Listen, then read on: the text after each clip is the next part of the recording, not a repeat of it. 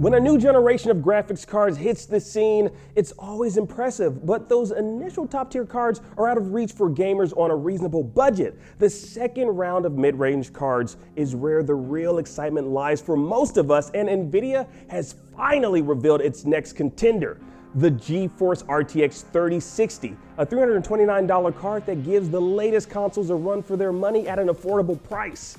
Now, like the GTX 970 and 1060 that came before it, we wouldn't be surprised to see this as the next runaway success for Nvidia, provided it can keep up with the impressive generational leaps that the other 3000 series cards have shown so far.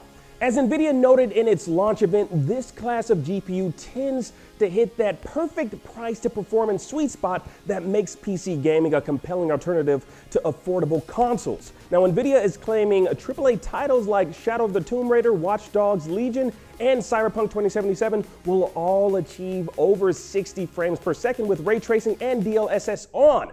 Now, that's just using high settings at 1080p, but most gamers are still running that resolution according to the Steam hardware survey. And I'm willing to bet that with some settings turned down, 1440p gamers are going to see some worthwhile performances here as well. We'll be taking a closer look at these cards once we get our hands on them, but if you've been waiting to upgrade your aging GTX 1060, this could very well be your next card. Comparing it to consoles is a little tougher, of course. All we can do is compare teraflops, which are far from a perfect measure of GPU power. But with Nvidia claiming 13 shader teraflops on the RTX 3060, we're looking at a card that is similar or better to what the PS5 and Xbox Series X are offering.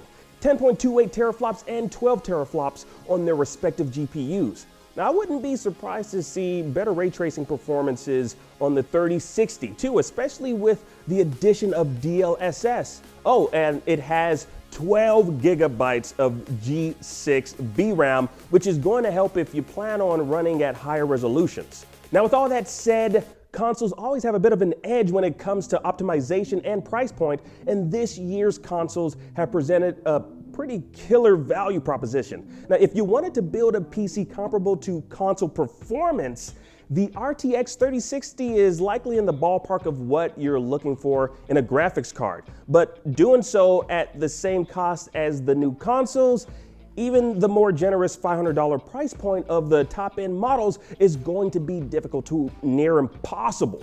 The $329 card only gives you about $180 for a motherboard, CPU, RAM, storage, power supply, and case. The CPU alone will burn a lot of that. Even a lower-end Ryzen 3 3100 is $100 at MSRP, and it's decidedly less powerful than the 8-core CPUs in the PS5 and the Series X. Scraping up the bottom of the barrel for your other components, you'd still go over your $500 budget with all parts in tow. But as has often been argued, that's not a fair comparison because most PC gamers already have a PC. Therefore, it's really more about comparing the price of a PC upgrade to the price of a full console. And if you have a halfway decent desktop, $329 to upgrade your graphics card is awfully compelling compared to a $400 or $500 console, even if you have to throw in some extra RAM or a new power supply.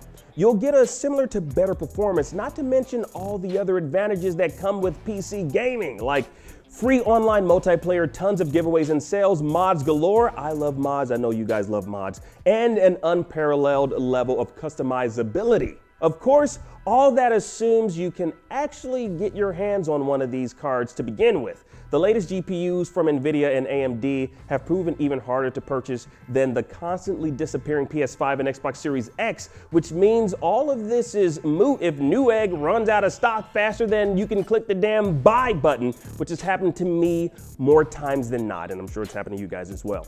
Now, thanks to pandemic-related supply shortages and demand surges on top of the already high demand of new cards when they come out, I'm guessing it'll be just as hard, if not harder, to grab an RTX 3060 when it launches in February. Remember, this section of the product stack is Nvidia's most popular. But if nothing else, this bodes extremely well for the near future of PCs, and gamers looking at that mid-range price point have something pretty exciting to look forward to once supply can keep up with demand. And in the meantime, keep an eye on IGN deals, and we'll try to let you know when the new cards hit the market again and again and again and again.